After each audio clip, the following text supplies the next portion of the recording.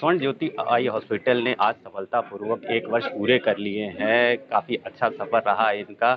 हमारे साथ doctor N के मिश्रा जी हैं, जो प्रतिष्ठित नेत्र रोग विशेषज्ञ हैं। उनसे बात करेंगे और जानेंगे इस हॉस्पिटल और इनके इलाज के बारे में। सर, पहले तो 1 साल का सफ़र जो आपने तय किया है, कैसे एक्सपीरियंस मिले और क्या-क्या प्रगति हुई? हम लोगों की आशाओं से बेहतर और जो लेटेस्ट टेक्नोलॉजीज़ जो पॉसिबल हैं आज की तारीख में, वो सब हम लोग एक्वायर करने में सफल हुए हैं। ये हमारे हिसाब से इस साल भर की बहुत बड़ी उपलब्धि है। दूसरी बड़ी उपलब्धि जो मुझे आज की तारीख में हुई है कि हम लोगों ने अंध विद्यालय और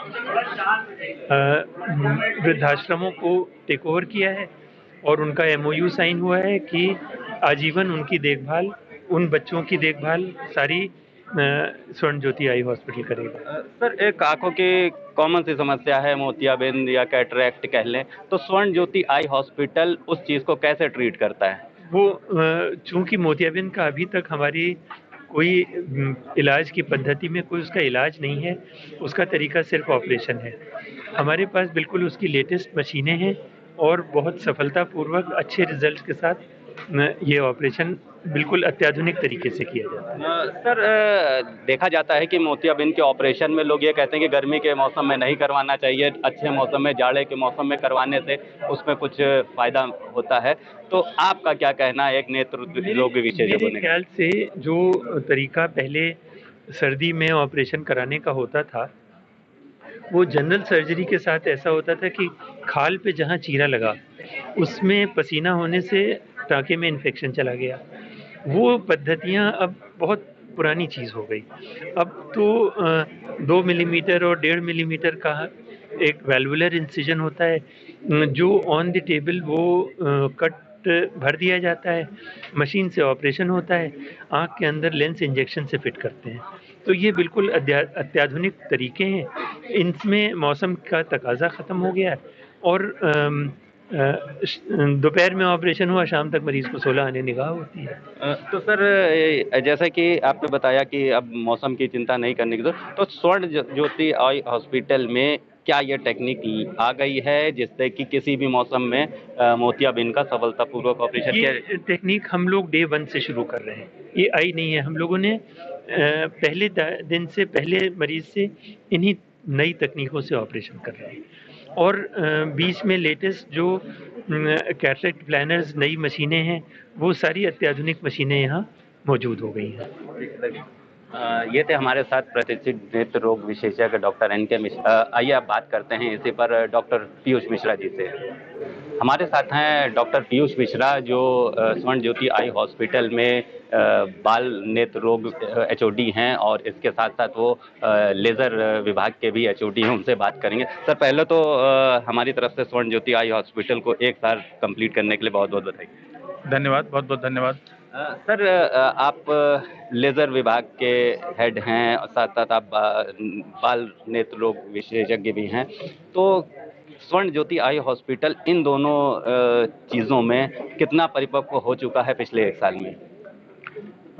आजकल लेज़र का बहुत बड़ा रोल है आँखों के इलाज के लिए, चाहे वो मोतियाबिंद हो, चाहे वो चश्मा हटाने का ऑपरेशन हो। तो इस तरीके से हमारे पास चाहे वो रेटिना डिपार्टमेंट का हो और चाहे वो काले मोतिया के जांच और इलाज में हो, तो इन सभी चीज़ों के लिए लेज़र, जो अत्याधुनिक मशीनें हैं लेज़र की, वो हमारे पास उपलब्ध हैं। और इसके अलावा जो बाल नेत्र रोग चिकित्सा है, उसका आजकल बहुत इम्पोर्टेंट रोल है कि लोगों के जो बच्चे हैं उनको चश्मे के नंबर आ रहे हैं या लेज़ी आई हो रहा है, जिसको हम सुस्त आँख कहते हैं, वो हो रहा है। तो हमारे यहाँ स्पेसिफिक बाल नेत्र रोग विभाग है, जो कि बच्चों की आँखों का स्पेशल तरीके से ट्रीटमेंट करता है और उनको जो भी सर्जरी होती है, चाहे वो भेंगापन हो या उनके पलक की समस्या हो या उनको चश्मा लगने की समस्या हो, क्योंकि उनका जो चश्मे का नंबर होता है वो अलग तरीके से निकाला जाता है, उस सब में हमारा हॉस्पिटल परिपक्व सेवाएं दे रहा है। सर, पहले जो नॉर्मल तरीके के ऑपरेशन के लिए यूज़ किए थे, अब लेज़र इस्तेमाल की जा रही है। आप लेज़र को बहुत समय से देख रहे होंगे। तो क्या है उससे और इस लेज़र टेक्निक में कितना अंतर है और कितना फ़ायदा मिलता है रोगियों को इससे? चीरे और लेज़र द्वारा ऑपरेशन में बहुत बड़ा अंतर आ गया है। बड़ा चीरे होने से चश्मे का नंबर ज़्यादा आता था और मौसम का इस पे बहुत असर पड़ता था, क्योंकि पसीना आता था और उस बड़े चीरे के थ्रू पसीना और पानी जाने का खतरा रहता था। उसके अलावा मरीज़ को पट्टी लगानी पड़ती थी। तो लेज़र आने से पहली बात तो सर्जरी टाइम बहुत कम हो गया है। दूसरा, तुरंत बाद ऑपरेशन के मरीज़ अपने रूटीन काम शुरू कर सकता है। तीसरा, मौसम का कोई असर नहीं है। चौथा, आजकल मोतियाबिंद की सर्जरी केवल मोतियाँ निकालने की सर्जरी नहीं रह गई है, बल्कि ये चश्मा हटाने की सर्जरी भी हो गई है। तो आज हम हर एक इंसान से जो मोतियाबिंद कराने जा रहा है, उससे हम कहते हैं कि जीवन में ईश्वर ने आपको एक और मौका दिया है चश्मा फ्री होने का। तो ये भी एक मौका लेज़र के थ्रू हमें प्राप्त हुआ है। सर, बाल नेत्र रोग विशेषज्ञ हैं आप, तो अब एक छोटी सी चीज़ हम ये जानना चाहेंगे। आजकल छोटे बच्चों में देखा जाता है कि वो मोबाइल एडिक्टेड हो रहे हैं, घंटों मोबाइल पर बिताते हैं, जिससे बचपन में ही उनकी आंखों में कुछ ना कुछ डिफेक्ट आने लगते हैं। तो उनसे बचाव के लिए या उनकी देखभाल के लिए क्या सजेशन देंगे? बच्चों के लिए जो माइनस नंबर है बहुत तेज़ी से आ रहा है। ये भारत में ही नहीं, जितने भी चाइना है, जापान है या यूरोप हैं, सारे कंट्रीज़ में एक प्रॉब्लम बहुत बड़ी आ रही है। तो इस पे बहुत सारी रिसर्चेज़ हुई हैं। तो ये पाया गया है कि जिन बच्चों को थोड़ा बहुत नंबर होता है माइनस का, वो अगर मोबाइल का अत्यधिक यूज़ कर रहे हैं तो वो बढ़ने का चांसेस रहता है। हालांकि ये बच्चे की बढ़ोतरी पे, उनके माता-पिता के आनुवंशिक नंबर पे भी डिपेंड करता है, लेकिन फिर भी ज़्यादा मोबाइल से ये नुकसान हो रहा है। इसके अलावा जो आँखों का थकना है, आँखों में पानी आना है, आँखों का अत्यधिक मोबाइल यूज़ करने से मांसपेशी का कमज़ोर होना है, ये सब भी समस्याएँ आ रही हैं। तो इसलिए हम एडवाइस कर रहे हैं कि अननेसेसरी मोबाइल ना दें। हालाँकि मोबाइल से हम दूर नहीं रख सकते बच्चों को, क्योंकि अत्याधुनिक टेक्नीक है, ऑनलाइन क्लासेस हो रही हैं, लेकिन उतना ही दें जितना आवश्यकता है। तो हमने बात करी डॉक्टर पीयूष मिश्रा से, जो नेत्र रोग विशेषज्ञ हैं तथा लेज़र डिपार्टमेंट के स्वर्ण ज्योति आई हॉस्पिटल के हेड भी हैं। आइए अब बात करते हैं डॉक्टर दिवाकांत मिश्रा जी से। हमारे साथ हैं स्वर्ण ज्योति आई हॉस्पिटल के रेटिना विशेषज्ञ डॉक्टर दिवाकांत मिश्रा जी। उनसे बात करते हैं और कुछ चीज़ें जानते हैं। सर, पहले तो बहुत बहुत बधाई आपको 1 साल कंप्लीट होने के लिए। बहुत बहुत थैंक यू आपका। सर, रेटिना की बात करें तो आँख का सबसे मेन पार्ट वही होता है, तो कैसे देखभाल करनी चाहिए और क्या-क्या चीज़ें उसमें नुकसान करती हैं? देखिए, एक सबसे इम्पोर्टेंट चीज़ जो बहुत लोगों से मिस हो जाती है, जैसे आपने भी माइनस में चश्मे का नंबर है आपका, तो जिनका भी 2 से या 1 से ज़्यादा नंबर है, उनकी आँख मतलब नॉर्मल आँखों से थोड़ी बड़ी है।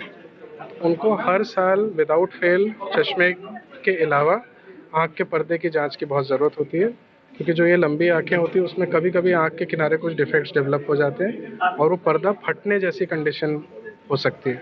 तो 1 साल में 1 बार एक रूटीन एग्ज़ामिनेशन से एक बहुत बड़ी प्रॉब्लम को हम बचा सकते हैं, छोटे-छोटे लेज़र के माध्यम से, है ना? तो साल में 1 बार जिनका भी हाई पावर है, वो अपने चश्मे की जाँच ज़रूर कराएँ, पर्दे की जाँच ज़रूर कराएँ। जिनको भी कुछ सिम्पटम्स हैं, जैसे आँख के सामने काले धब्बे आ रहे हैं, एकदम से निगाह कम हो गई या एकदम से आँख के सामने से ऐसा लग रहा है कि काला पर्दा जैसा आ रहा है, तो फ़ौरन पर्दे के डॉक्टर को दिखाएँ, है ना? सर, आजकल रेटिना का भी ऑपरेट किया जा सकता है, तो स्वर्ण ज्योति आई हॉस्पिटल किस तरह से उस चीज़ को ट्रीट करता है?